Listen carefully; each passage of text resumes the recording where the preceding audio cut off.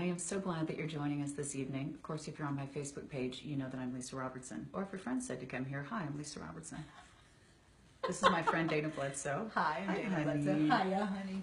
Thanks for having me in your gorgeous home. Thank you so much for coming. So beautiful.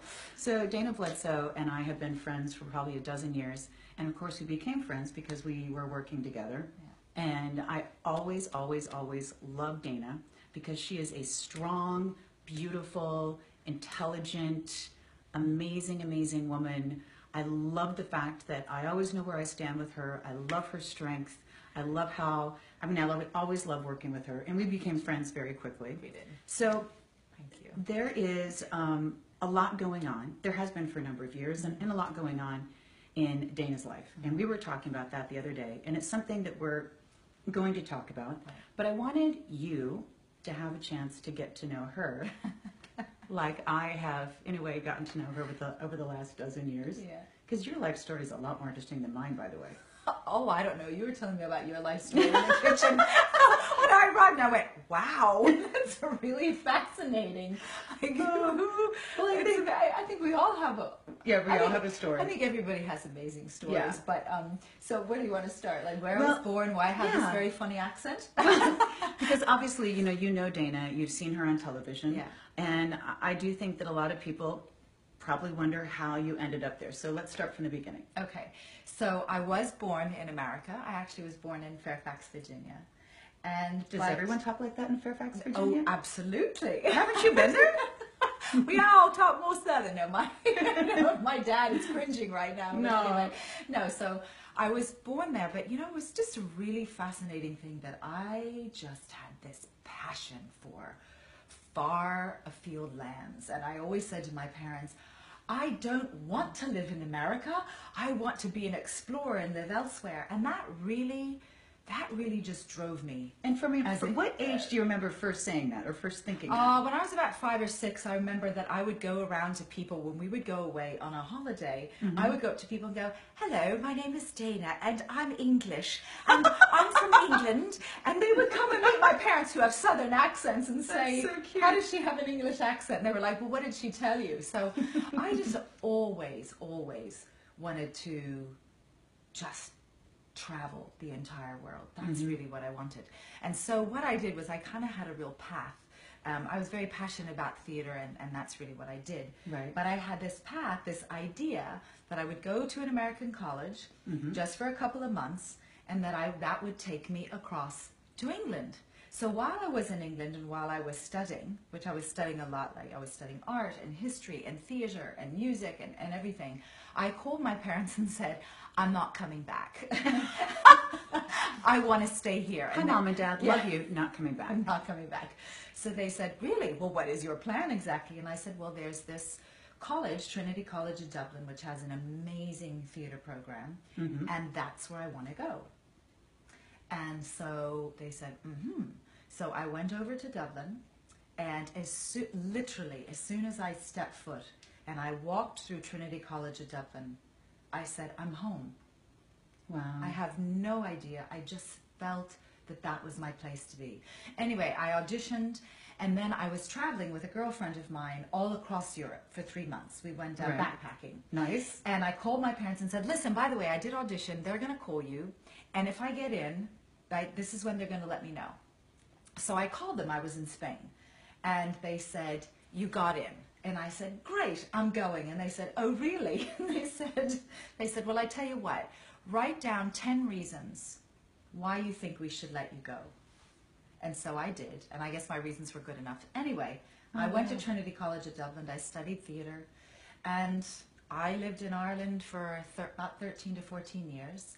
I lived and worked there as an actress. I had at one point a theater company with another woman, and who was one of my teachers and one of my dearest friends. And he's probably watching right now, so hi, Diana. And thank you for a gorgeous experience. I did theater, I did television, I sang, I danced, I did musicals, and that was my passion. And I had a glorious life there. Ireland is an amazing country. Oh, I bet. Amazing country. And so a lot of my great friends are still there. And then, you get to the point, Ireland's very small, right? Right. I mean, really small. Okay. And everybody knows your business. And when you've done kind of everything there, I sort of had a decision to make, which was, can I go to London? And I couldn't go to London because I'm American. So I decided, you know what? I think I'll move to New York, because every actor goes to New York, and that's what I did. Oh, wow. Yeah.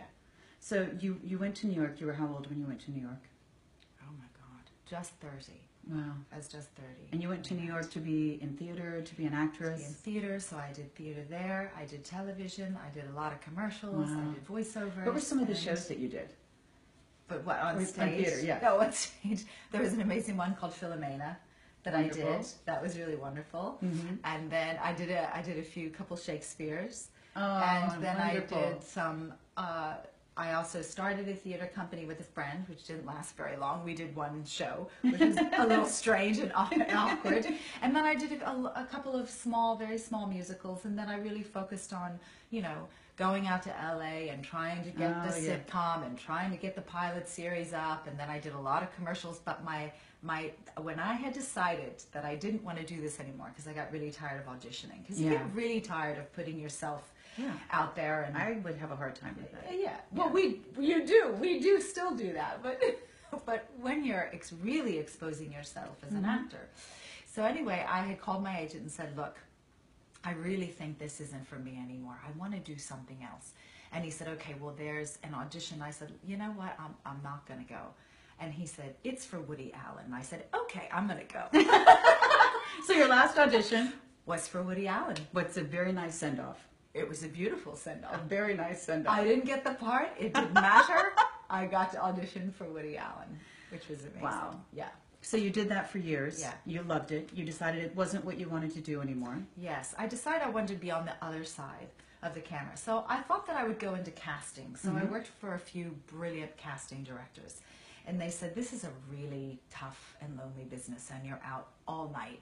So are you sure you really want to do this? And I said, no, I don't think so. Yeah. But I loved it because it let me see the other side of the camera, which was amazing. It was kind of funny though when they would come into audition, and a lot of them were my friends, and they were like, "What are you doing here?" So, and then I had decided that maybe I'll make some documentaries. Okay.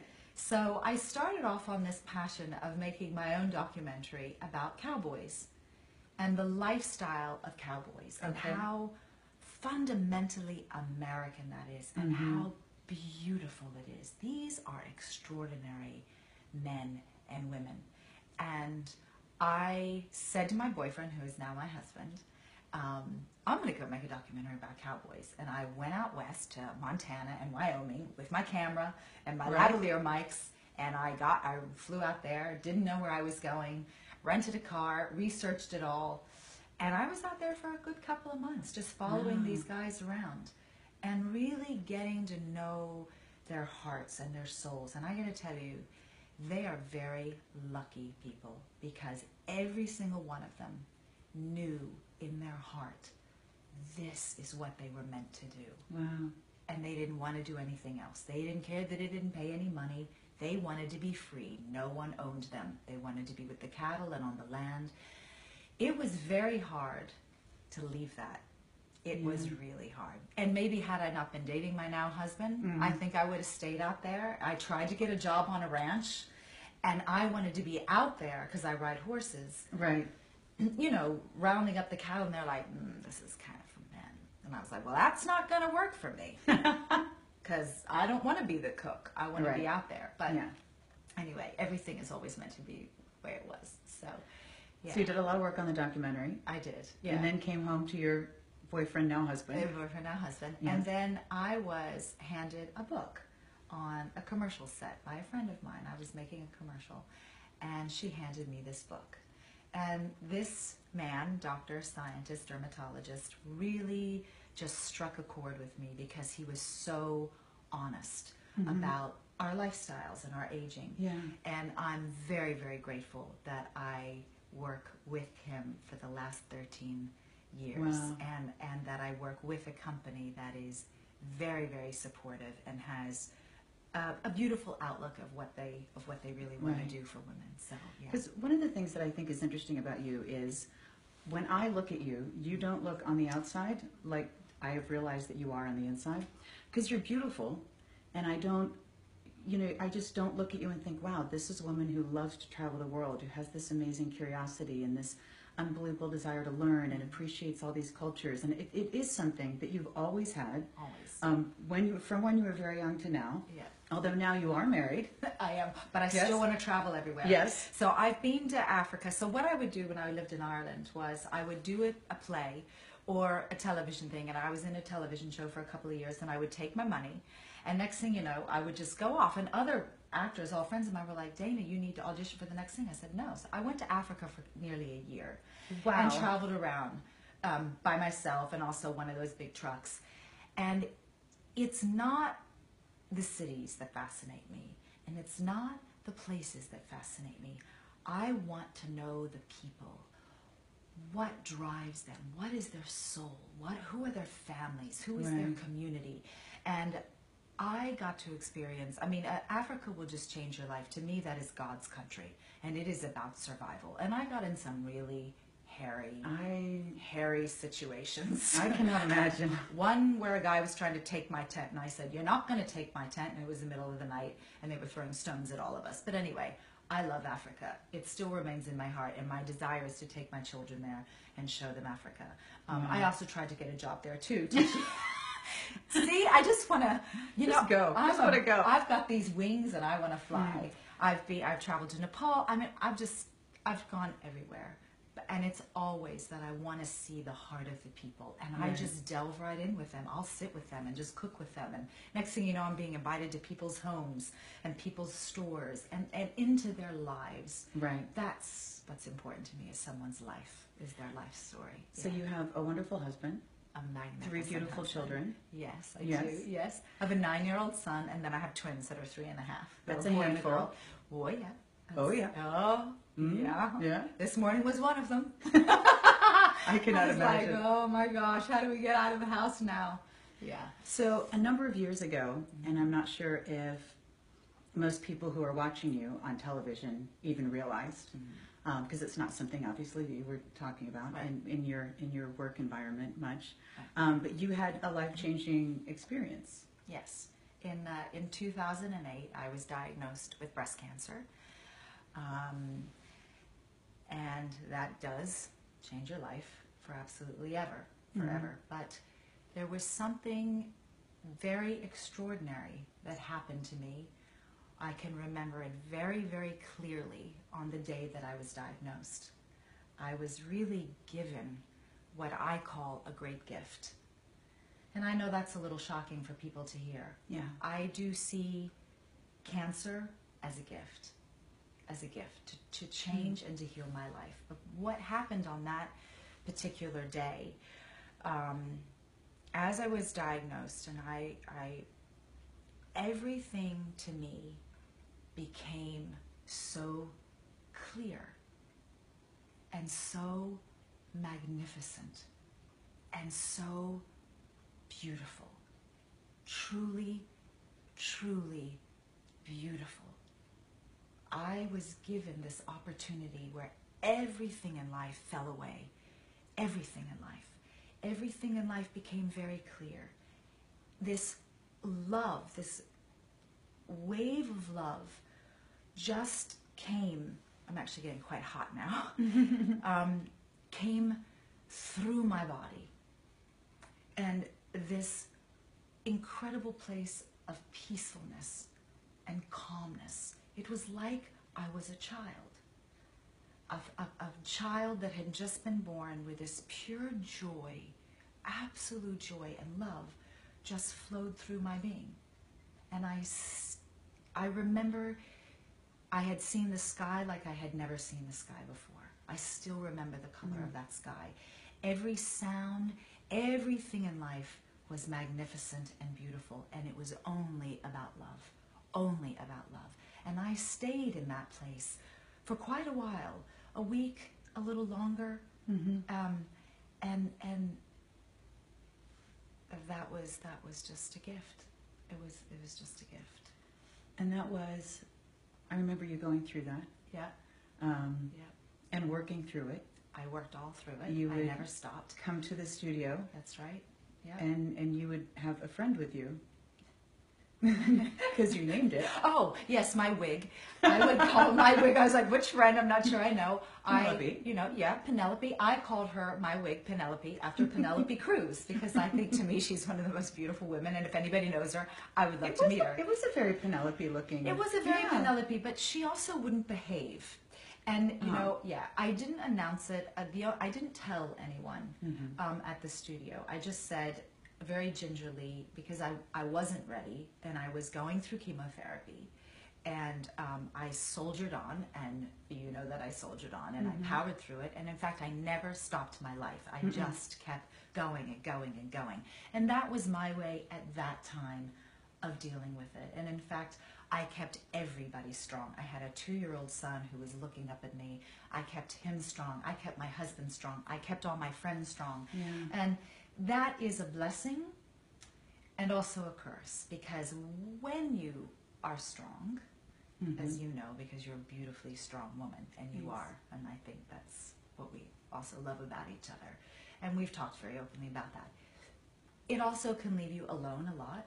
Everyone thinks that You don't need them. she's fine, you don't need them. And in fact, I needed everybody. And I did a lot of it on my own. I did have a lot of support, of course. But at the end of the day, when you are there, lying in your bed, and you are really thinking about everything in life, it is nice to have someone to hold your hand. But I did have Penelope. Yes. And I would also be behind the scenes, and sometimes I would say, now, Penelope, you're not behaving today, and I have to go on camera, so could you please behave yourself and just work with me here, girl. There you go. Anyway. There you go. So, yeah. So your approach at that time was very much be very strong. Yes.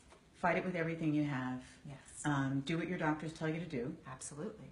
Yeah. Which is very challenging. I think, Yes. obviously, we live in a day and age where I think anyone my age has had either someone very close to them go through cancer or even gone through it themselves. And I think it is one of the most difficult treatments. You know, it's to see someone go through it, and obviously you're going to do what your doctor tells you at that point, but it's really beyond.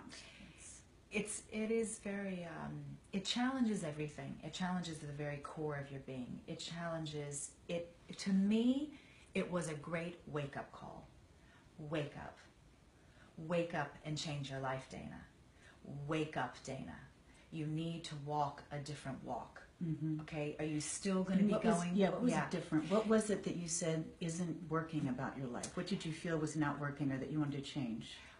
What I really wanted to change, and I'm still working on it, is my stress levels. And I think everybody has those. And this sort of anxiousness of, I can do absolutely everything, and I can power through everything, and I can get everything done, but everything done has to be done right now at this moment. In fact, that's too late.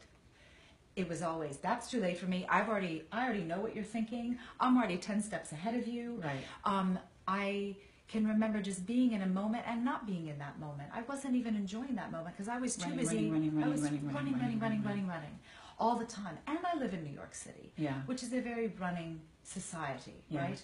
And so I would make a joke saying, hey, listen, I knew that I needed change, but you know what? You didn't have to hit me over the head with it. Right. I think I needed to be clubbed over the head with it.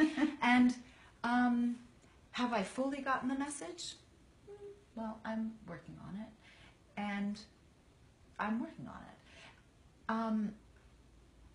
it. It totally altered my life in a powerful, powerful, wonderful, wonderful way, a very wonderful way. And yes, I needed to, and I still do. And those are all the things that I think that all of us collectively, that we work on. And it taught me, you know, I went through times when I was angry at people and angry at myself. And I said, you know, I sort of had this attitude where, you know what, you come into this world alone and you're going to have to rely on yourself. So it gave me a lot of great self-strength, which I think I already had, but kind of in a little bit of a different way. Right. But I wouldn't change for one moment the decisions that I made at that time. Right. That was the powerful decision at that time. That's what was right at Right. that time. So, Well, you know, it's interesting. Oh, I just knocked all my notes on the floor. I guess I won't be needing those. bye-bye notes. Bye-bye notes. But I do find that I have felt since then that your approach to life has changed. Yeah. You have a very spiritual focus, Yes, I and do. you have a very quality of life focus. And I see it in the way that you try to work with your schedule. I see it in the way that you talk about your children. Yeah. And so I absolutely believe that it had a profound impact It did. on your life. It did.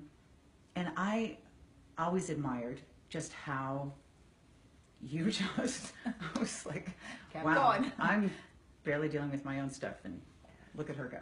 But you know what? I don't see cancer as a fight.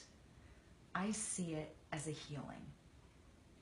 I really, really do. And when people say, you're going to fight this and you're going to beat this, I was like, what are we beating? What are we fighting? I'm not fighting or beating anything. I just want to heal it. Mm-hmm. And it did.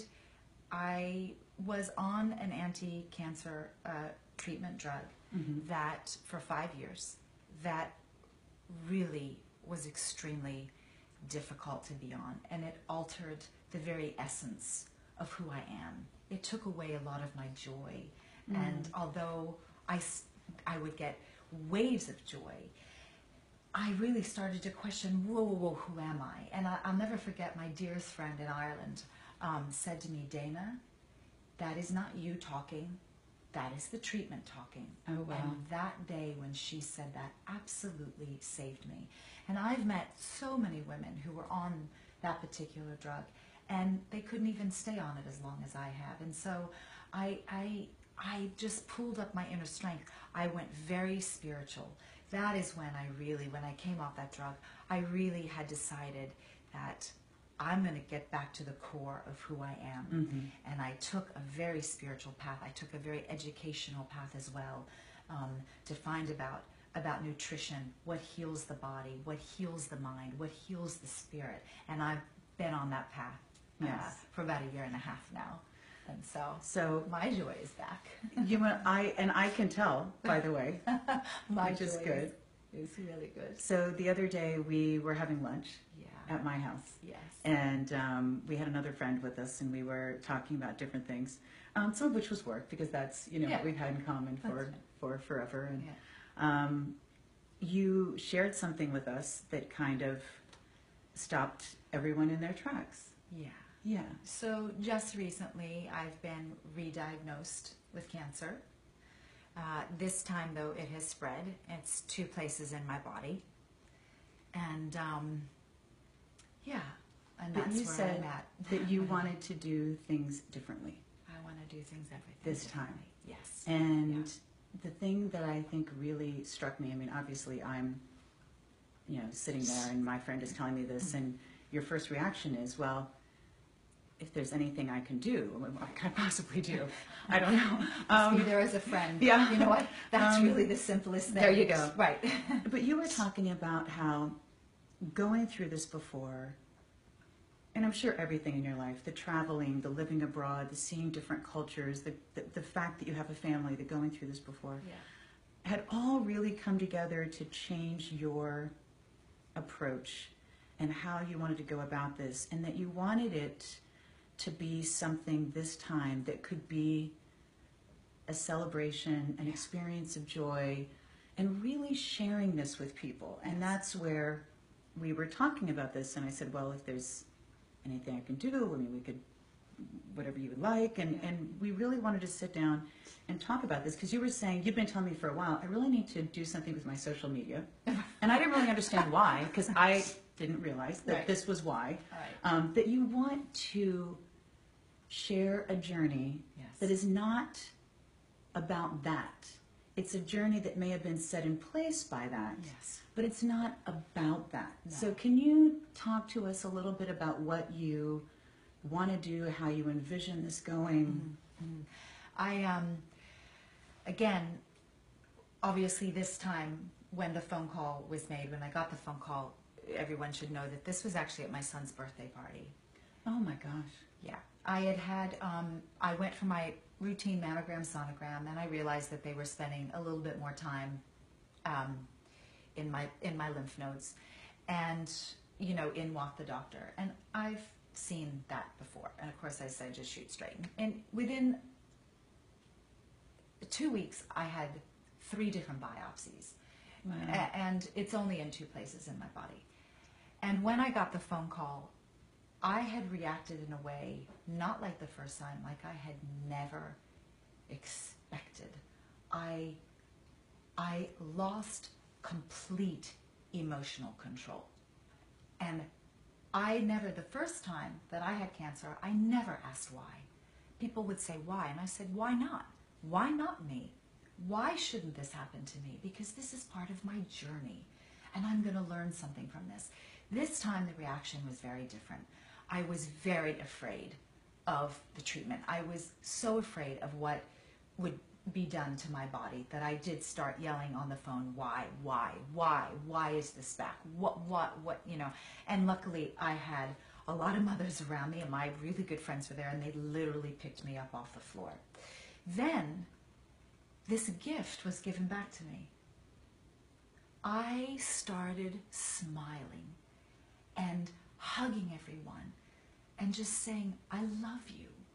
Look at this life that we get to live. Look at this joy that we get to have. This is the greatest gift. And every moment again became very clear. We have a gift, Lisa, to live in this moment. We only have this moment. This moment right now is filled with love. If we could all live from a place of that love every day, you think what would happen to this world. It's okay, sweetheart. I know, sorry. This is what I want to do. I want to help other women.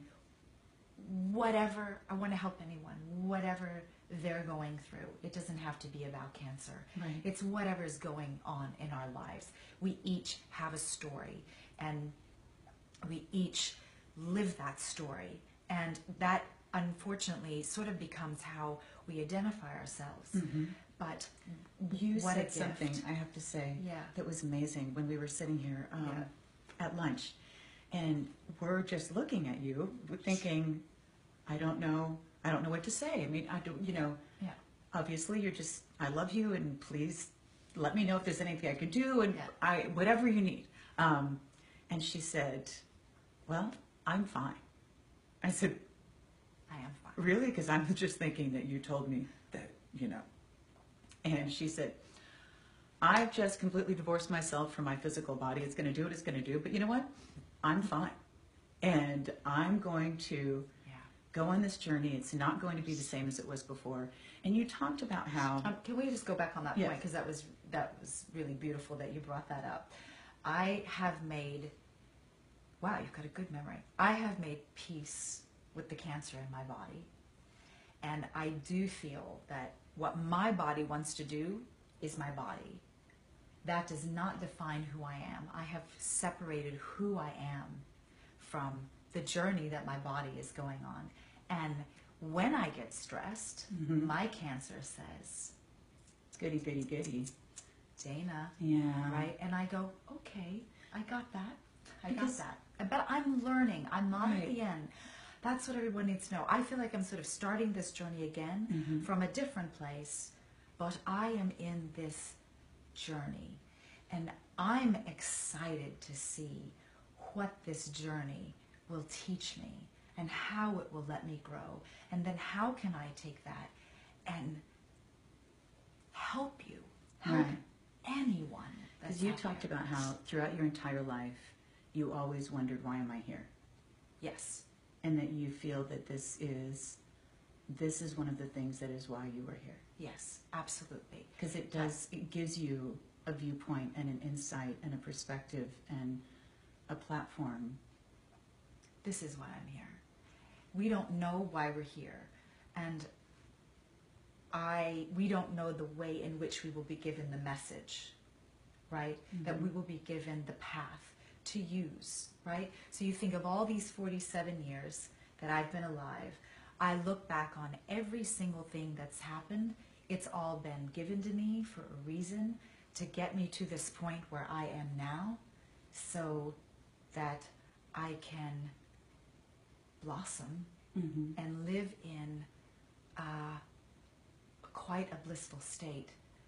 And most people are given that amount of love and peacefulness that has happened to me twice is mostly given to people right before they pass away. Yes. And I have several friends whom I've met recently who have had a near-death experience, and to listen to what they experienced and at that point, but I got to experience this in a very different way. Wow. And I'm grateful for every part of this journey. I wouldn't change it. I actually wouldn't change any of it. Well, one of the reasons that Dana and I were talking about having this chat this evening was because you were talking about wanting to really be able to share with as many people as possible, that it is going to be a journey, but that you didn't want it to be what you have typically seen in situations like this. You don't want it to be about the cancer. That's not what it's about. You want it to be a situation where you have a way to reach out to people and share with people as you learn and as you explore and as you grow. And it should be an experience of joy. Because what you're talking about is an amazing amount of joy. And I know that you were saying, well, I really need to do something with my social because I need to, I have to have someone there to share with. Right. And I was thinking that I have gained so much from our friendship over the years, and I would love to have all of you be able to have that friendship with Dana. I am definitely going to be with you on the journey and learning from you and keeping up with you, and I want as many people as possible to be able to do that, because I have to say selfishly, the women on my Facebook page are amazing women, and the gentlemen too. I don't want to leave you out. But good people, good people, good hearts, smart, funny. And I think that there are so many places in the world where you go and you get just beaten up and beaten down. And I always wanted my space to be a space that was positive. Right. Your space has always been a space that's positive. And I know that there are so many of the people in my life through this medium that would benefit from being in your life through this medium. Wow, thank you. So, well, something really beautiful, when we decided that we were going to do this, something really beautiful happened. I have a life coach, and I thank God every day that I have a life coach. This second time when I was diagnosed I was on the phone with her every day. Crying, pouring my heart out, but looking for the beauty. She helps me see the beauty. So I'm very proud of that. Yes. But what happened was she said, right. And I said, okay, I'd like to do a blog. What is a blog? And what I said was, I want to help other women. So how do I do that? I got to tell you something. The most beautiful birthing has happened in the last 7 days. I mentioned I'd like to tell my story and help other women to 2 of my really good friends. Yes. They said, fine, let's make it happen. I said, wait a minute, what? They said, let's make it happen. So one of my friends who's a filmmaker she says, how do you want to do it? I said, I want to do it through videos. So my blog page is up. It's up right now. It's called danabledsoe.com. Very simple, danabledsoe.com. Right. And this is where my journey is going to go, and hopefully I can help a lot of you. My other friend is a beautiful, beautiful woman. She's creating her own business. These 2 women took all this time out of their lives and said, right, we're filming you today. We're doing footage today. Wow. We're taking photographs today. And then I started writing. It's hard for me to write about myself, and I don't really like to talk about myself, and nothing was coming together for me. And I said to my husband said, Dana, it's Saturday. You're doing this interview on Monday, okay? And I said, I know. let me go quiet. I went very quiet within myself while my 3 children were screaming. Right. I picked a side of the house, and all of a sudden, it just flew through me. And I just listened to that, and I trusted that voice. And so the blog is going to be where I'm going to try to post once a week a video of 1 minute to 2 minutes of my life of that week. And like I said, I'm on the beginning of the middle of this journey. Right. You know, I'm going to have a lot of setbacks, and I'm going to be honest about those. But as I discover all this, this is the journey. This is the journey.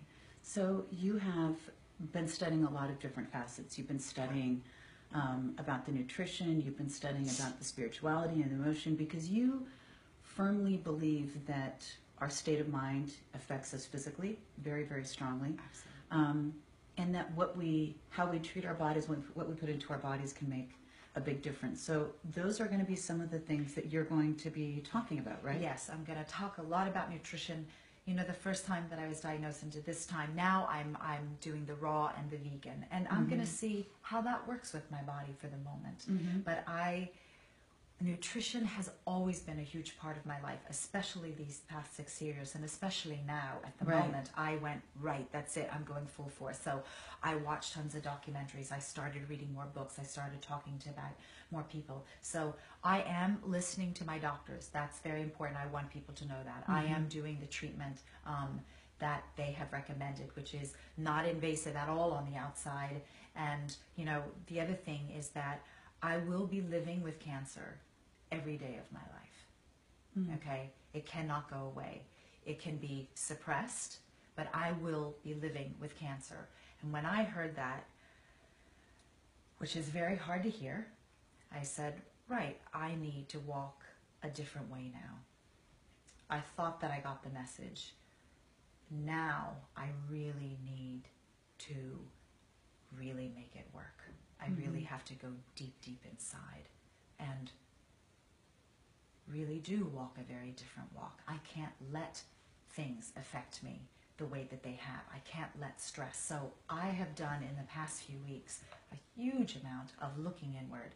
And so it is spiritual. I'll be talking about spiritual things. I'll be talking about nutrition, because as I said, that is huge for me. And I will be talking about the body and what you can do for your body. But I have to say that it doesn't matter how much yoga you do, and it doesn't matter how many green juices that you drink. If you don't heal yourself and love yourself every day and stop beating up on yourself and embrace who you are and learn how to forgive yourself, right? Right. None of that is going to matter. And that has been the biggest message that has come through this time very clear to me. Dana, really work on loving yourself, accepting yourself. And I'm not there. I say a little prayer. I get up every morning, actually before my feet hit the floor. And I say, God, divine, spirit, all essence of the universe, whatever. I'm praying to anybody who's going to listen at this point. And I just say, thank you. Thank you for this magnificent day. Thank you for all its beauty. Thank you for everything that you've given me in my life. And then I say, I'm willing today to love myself. I'm willing today to accept myself. I am willing to release fear. I am willing to release anger, because I'm not at the point where I can say, I love myself, I accept myself, and I release all fear. I'm not there yet, but I'm making those baby steps. Yeah. And that already has shifted something inside of me. Well, you told me about a question that you ask yourself when you feel the stress coming up.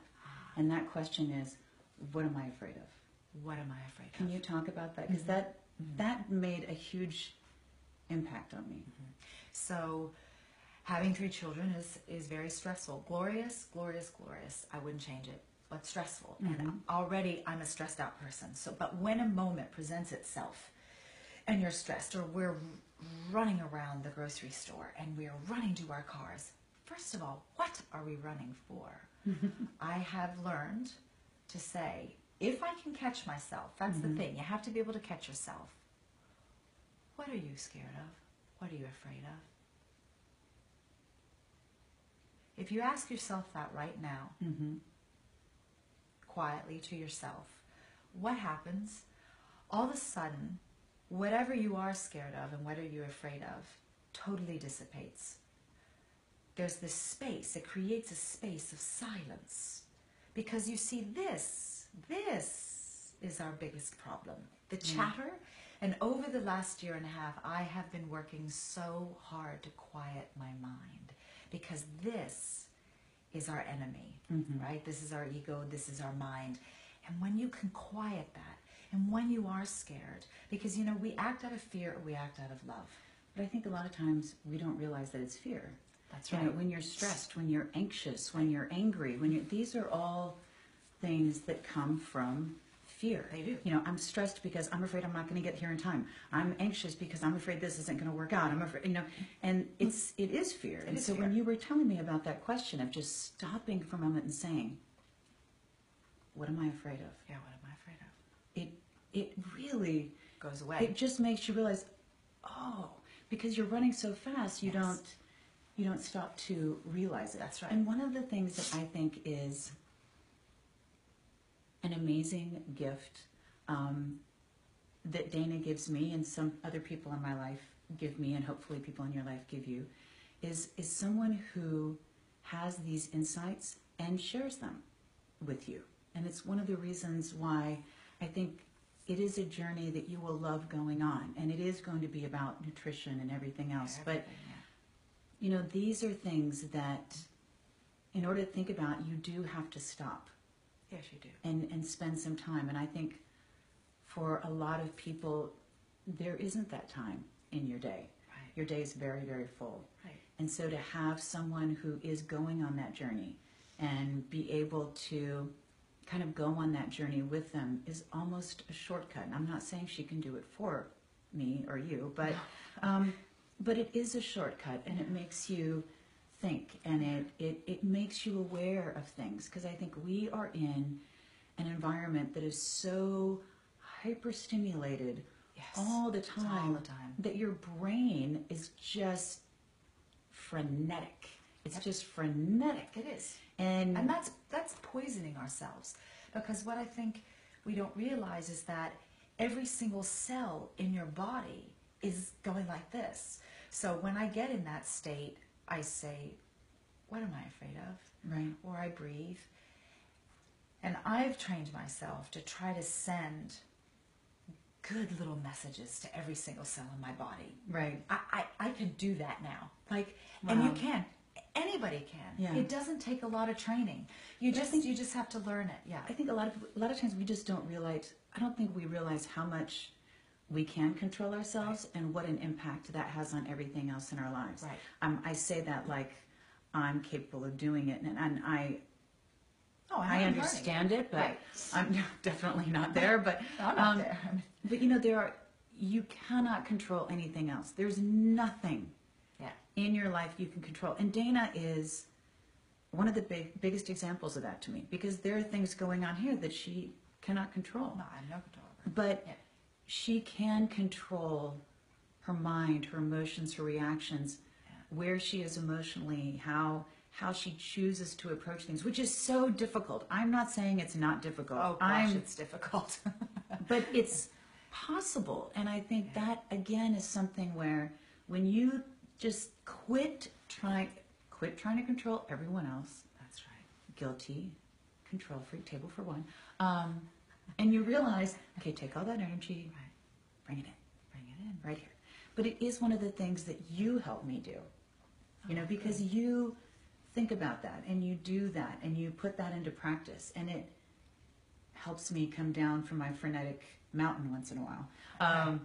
But again, I think those are the types of things that are wonderful for all of us to have in our lives. And that's what you're working on and where you want to take us, and that you want it to be an expression of joy. There are going to be things that are hysterically funny, and there are going to be things that are inspiring, and there are going to be things that are difficult, and there are going to be the full range of things in between there. But I think in this day and age, we have the ability to communicate with each other instantaneously. And that ability has been used negatively many, many times. And I think we've all seen it, or we've been at the other end of it. Maybe you've been the one doing it because you had a bad day. I certainly hope not. And if you were, I hope that you went back and thought, wow, I'm not going to do that again. But it can also be this amazing power for good.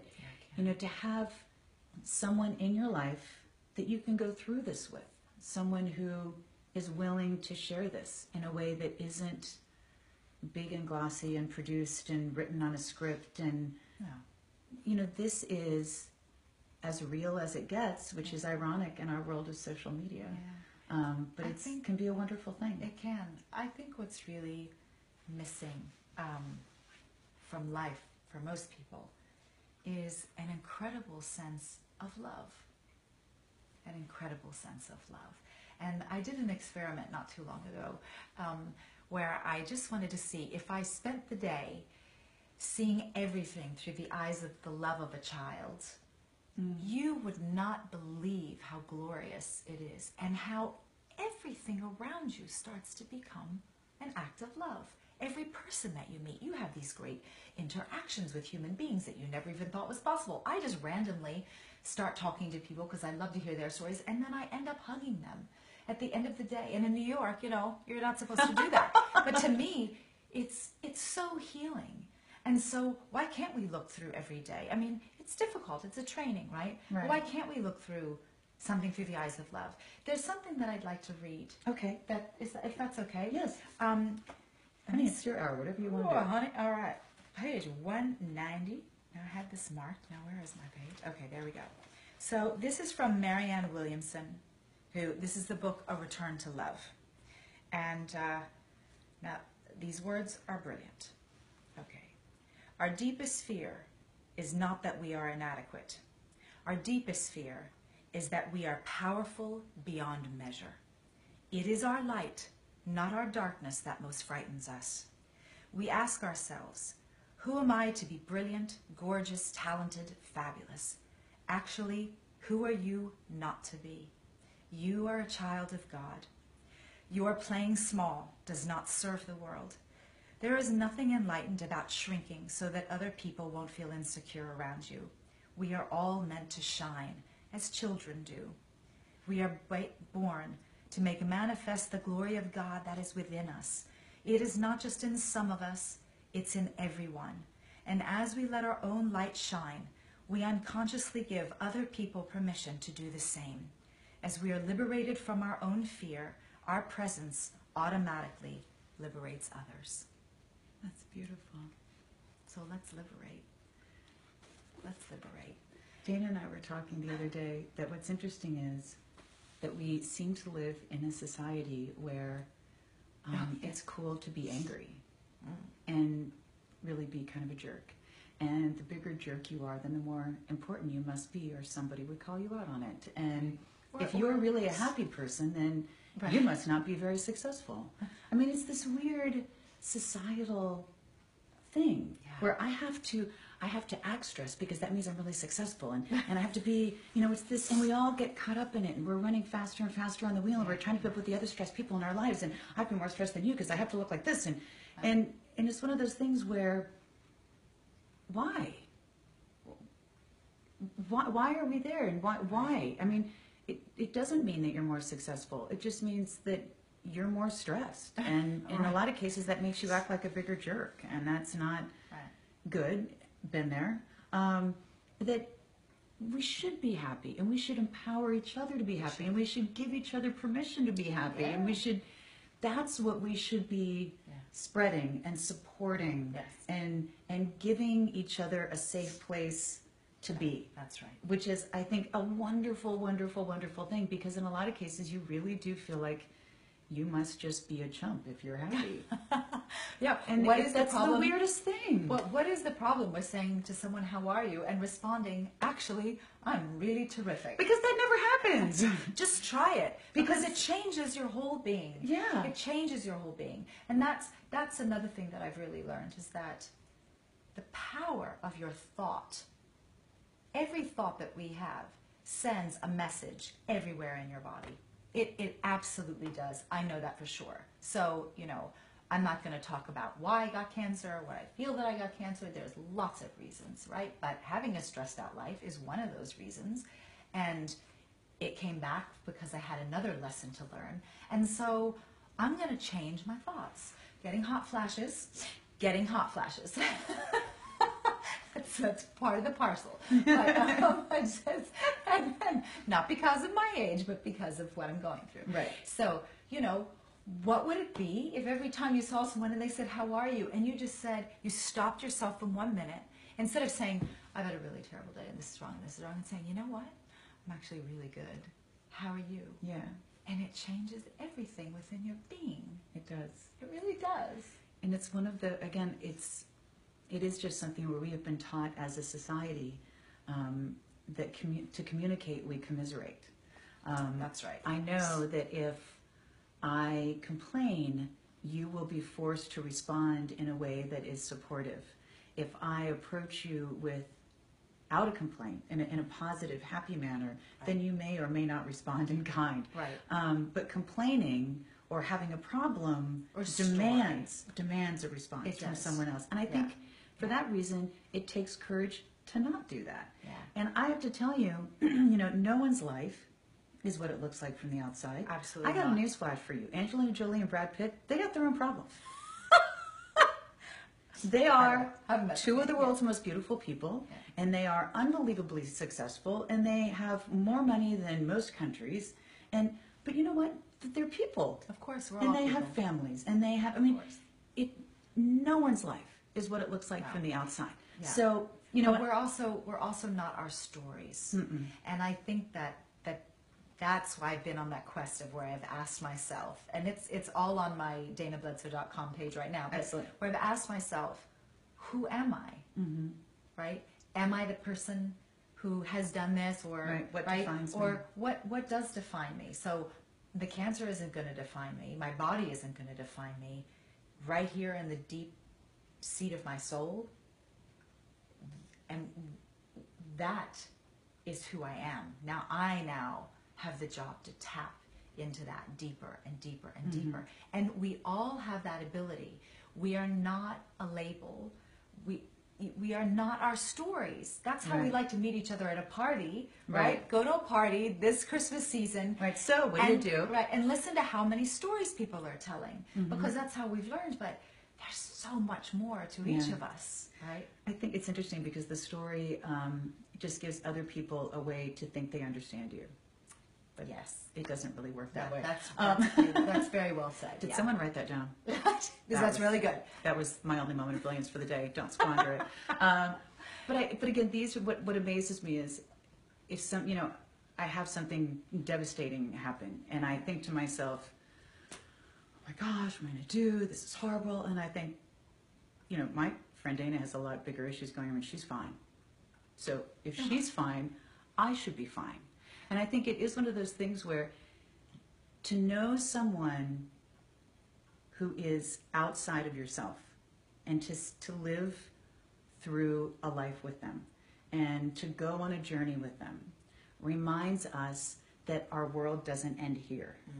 And that whenever you open yourself up to experiencing someone else's life, your entire world opens up. Yeah. And it is something where you're going to get different things out of sharing different people's lives. I believe you will get a lot out of sharing Dana's life. I've gotten a lot out of sharing Dana's life. And it's just one of those things that I think is an amazingly beneficial, wonderful opportunity. And I am so glad that it's something that we're all going to be able to do. I think it's going to be something that, again, quit looking at yourself in that way, open up, experience something with someone else, see the world through their eyes. It's a whole different view. It's a whole different Whole view's great up there. Yeah. Whole different view. Yeah. And I think I think for some people it will just be a moment of happiness. I think for some people it'll be life-changing because you never know when something is going to come along that's really going to strike you. Yeah. It's really going to make you go, wow, that is true. I got to change something, or I never thought of it that way. Right, right. And my hope is that that you don't have to get to what I have or something really big. Mm-hmm. That you can really start your new journey now. You know, I don't think you need a massive wake-up call. And I think that we can all start healing ourselves right now. Yeah. You just have to take the courage. It takes some courage, but it actually takes just a kind of place of joy to say, that's where I'd like to be. Yeah. And that's where I'd like to get to. Yeah. And I do think that there is so much going on in all of our lives. Yes. One thing I always joke about is I've never talked to anyone and said, so, how's it going? I never talked to anybody who goes, oh, I'm so bored. I mean, no one's bored. Everyone we all feel like we're in over our heads. So, this gives all of us the place to stop for a minute and quit feeling like we're drowning. Yeah. And have that outlet, have that moment, have that other point of view. That I think then changes the perspective on the whirlwind that we're in every day. Right. And one thing that I really use is nature. Nature is my saving ground. Yeah. This weekend my kids were glorious, but they're all running around and it's Christmas coming and It's so and I cute. went, I just have to get outside. And I went outside and I was just really quiet and I was walking through the trees and all of a sudden I was like, oh, I feel like a totally different person. And I walked back in with a lot of joy. Yeah. And so if you don't have that moment where you can't just go outside and go to nature and just be with it, because it helps you to be with yourself. Yeah, Right. I agree. That's very healing. So your blog is danabledsoe.com. Yes. Excellent. Yeah. And you're going to be posting about once a week. Once a week. Yes. Excellent. Yeah. And I know that that's going to be. I don't Because know. now I've got two amazing women. We're all working together. It's really. It's just so beautiful. All these amazing women, you included, where all of this has just really come together. It's really lovely. Well, I think it's going to be something that is really going to be amazing. It's going to have a huge range. It's going to be amazing. Thank you. I have to say again that I have always found you to be inspiring, and that is just more and more true as time goes by. So thank you so much. Thank you, sweetheart. We will look forward to it. Thank you. All right. All right. And I know that we have just a few seconds left. We're going to wrap a little bit early to keep it within the hour. I think that'll be a little bit easier. Okay, Katie? Excellent. right. Thank you so much, and we'll all join Dana. Thanks. That'll be good. Thanks, honey. I love you. Thank too. you.